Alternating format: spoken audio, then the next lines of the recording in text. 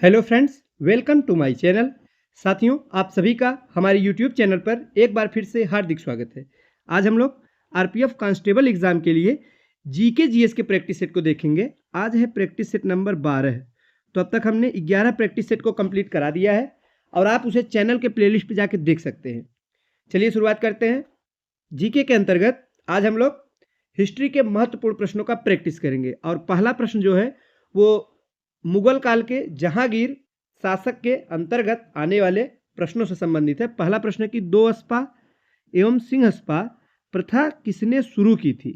तो एक प्रथा थी, उसका नाम था दोअस्पा और सिंहस्पा।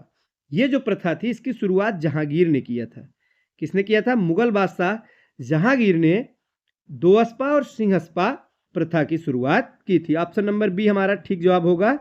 और ये क्या थी साथियों? तो बिना जात पद बढ़ाए ही मनसबदारों को अधिक सेना रखनी पड़ती। तो सैन्य व्यवस्था से संबंधित एक प्रथा थी, एक नवीन प्रथा थी जो कि जहांगीर द्वारा चलाई गई थी। अगला प्रश्न है, मुगलों एवं मेवाड़ के राणा के मध्य चित्तौड़ की एक संधि हुई थी, किस शासक के शासनकाल में हस्ताक्षरित हुई? ये हमें बताना है। तो ये जो संधि थी ये जहांगीर के शासनकाल में हस्ताक्षरित हुई, यानी कि संपन्न हुई। ऑप्शन नंबर बी हमारा ठीक जवाब होगा। तो साथियों, मुगल बादशाह जहांगीर और राणा अमर सिंह इन दोनों के बीच में चित्तौड़गढ़ की संधि हुई थी। कब? 16 से 15 ईस्वी में। हुआ क्या? इस संधि के बाद में राणा ने मुगल बादशाह की अधीनता स्वीकार कर ली। किसकी अधीनता? मुगल बादशाह यानी कौन? तो जहांगीर की अधीनता स्वीकार कर ली थी। नेक्स्ट है कि ईस्ट इंडिया कंपनी ने जहांगीर के दरबार में पहले निम्न में से किसे भेजा था?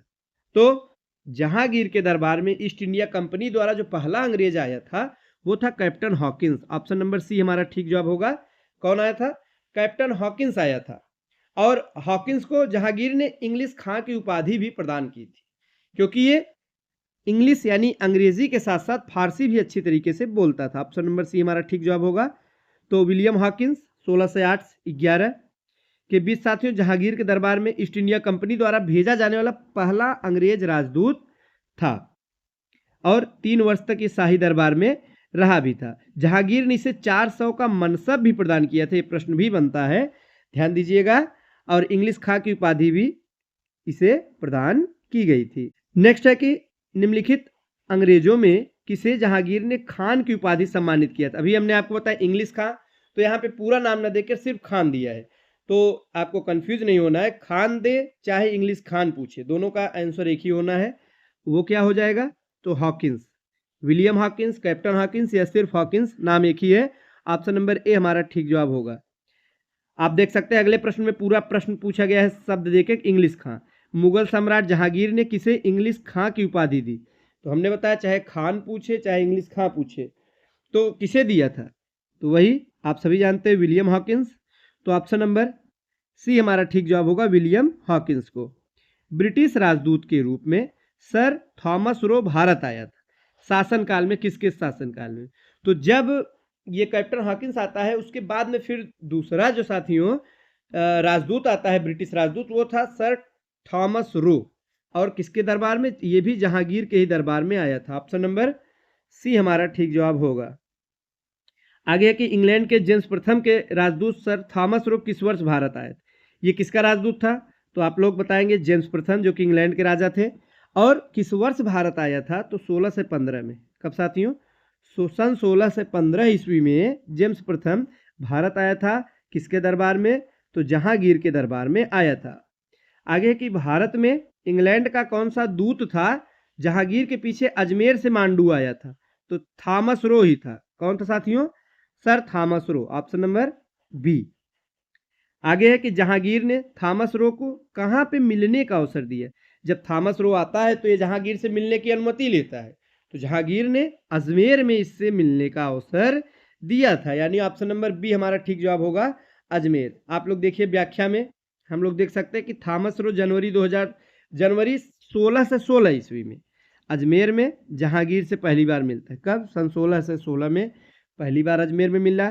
और वह भारत में सन 16 से 15 से लेकर 19 तक रहा भी था और 19 में जहांगीर का फरमान लेकर इंग्लैंड लौट गया था। नेक्स्ट है अगला प्रश्न साथियों, कुछ विदेशी यात्रियों के नाम दिए गए हैं, आप लोग देख सकते हैं, और यहाँ पे कूट दिया गया, हमें काल क्रमानुसार व्यवस्थित करना है। तो चलिए देखते हैं।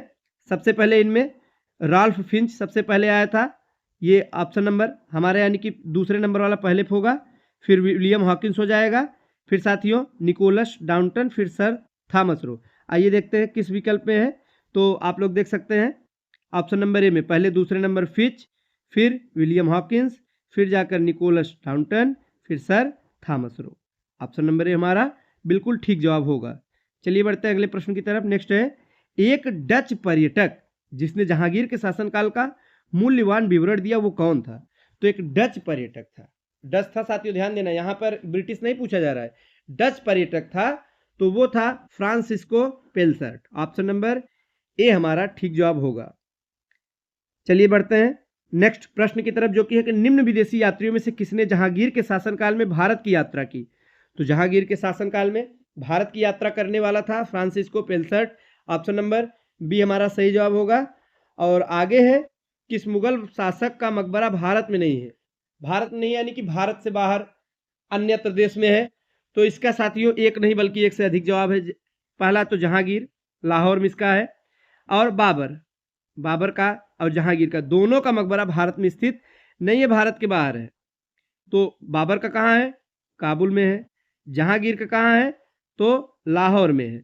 लाहौर में एक जगह है शाहदरा लाहौर में। और देश की बात की जाए तो एक अफगानिस्तान में स्थित है, दूसरा पाकिस्तान में स्थित है।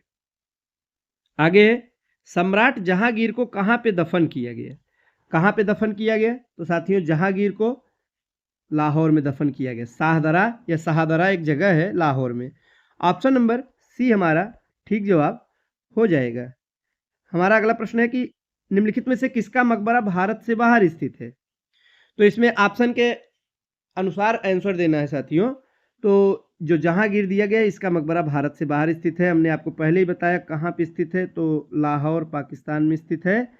ऑप्शन नंबर डी हमारा ठीक जवाब होगा। और आगे है कि मुगल चित्रकला किसके राज्यकाल में अपनी पराकाष्ठा पर पहुंची थी? पराकाष्ठा यानी कि सर्वोच्च स्तर पर, माने सबसे ज्यादा विकास चित्रकला का किसके समय हुआ? तो जहांगीर के समय में पराकाष्ठा पर पहुंची थी। ऑप्शन नंबर सी हमारा ठीक जवाब होगा, जहांगीर के समय में साथियों। आगे कि मुगल चित्रकला किसके नेतृत्व में अपने शीर्ष बिंदु पर थी? वही प्रश्न है, शीर्ष बिंदु यानी सर्वोच्च स्तर पर, तो जहांगीर हमारा सही जवाब हो जाएगा, ऑप्शन नंबर ए। आगे कि जहांगीर ने नादिर उज जमा की पदवी किसे दी थी? अबुल हसन को। किसे दिया था? अबुल हसन को। कौन सी पदवी थी? तो नादिर उज जमा की पदवी प्रदान की थी। चलिए बढ़ते हैं अगले प्रश्न की तरफ। जहांगीर के दरबार में पक्षियों का सबसे बड़ा चित्रकार कौन था? ये प्रश्न बड़ा ही महत्वपूर्ण है साथियों, और इंपॉर्टेंट प्रश्न कह सकते हैं। पक्षियों का सबसे बड़ा चित्रकार था, उसका नाम था मंसूर। क्या नाम था? मंसूर था, पक्षियों का सबसे बड़ा चित्रकार था।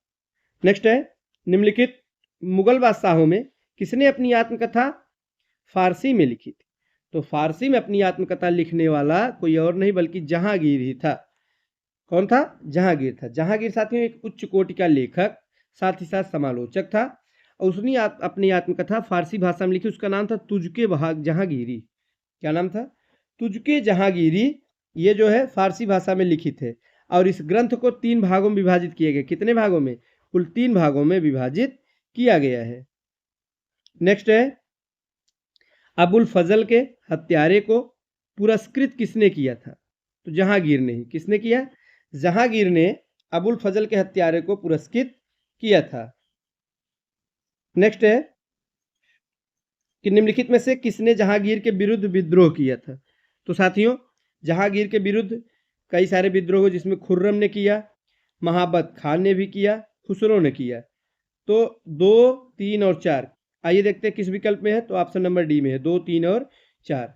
इसके द्वारा जहांगीर के विरुद्ध विद्रोह किया गया था। नेक्स्ट है कि खुसरो किस मुगल बादशाह का पुत्र था?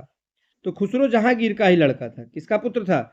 जहांगीर का सबसे बड़ा पुत्र जो था वो था खुसरो, और यह जहांगीर की एक पत्नी थी मानबाई से, इससे उत्पन्न हुआ था।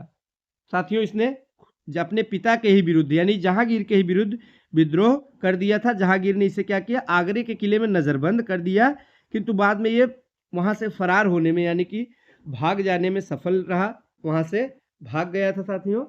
इन दोनों के बीच में बाद में युद्ध भी हुआ जिसमें खुसरो पराजित हुआ था। और ऐसा कहा जाता है कि जहांगीर की हत्या के षड्यंत्र रचने के कारण इसे खुसरो को अंधा करवा दिया गया था। क्या करा दिया गया था? अंधा करवा दिया गया। नेक्स्ट है, निम्नलिखित में से कौन नूरजहां के गुट का सदस्य नहीं था? तो जहांगीर नहीं था। नूरजहां के गुट का सदस्य कौन नहीं था? जहांगीर नहीं था। जहांगीर से विवाह के बाद नूरजहां ने नूरजहां गुट, जिसे जुनता दल कहते हैं, इसका निर्माण किया। इसका प्रमुख सदस्य एतमादुद्दौला या मिर्जा गियास बेग, जो कि नूरजहां का ही पिता था। साथ ही साथ नूरजहां की माता थी असमत बेगम, और नूरजहां का भाई था आसफ, और शाहजहां शाहजादा खुर्रम, ये सभी सदस्य थे। लेकिन जहांगीर इस गुट का सदस्य नहीं था। तो साथियों, ये थे आज के महत्वपूर्ण प्रश्न। आगे के कुछ प्रश्न बचे हुए हैं, हम लोग नेक्स्ट प्रैक्टिस सेट में देखेंगे। वीडियो अच्छा लगा हो तो लाइक करिएगा। मिलते हैं अगले वीडियो में। धन्यवाद।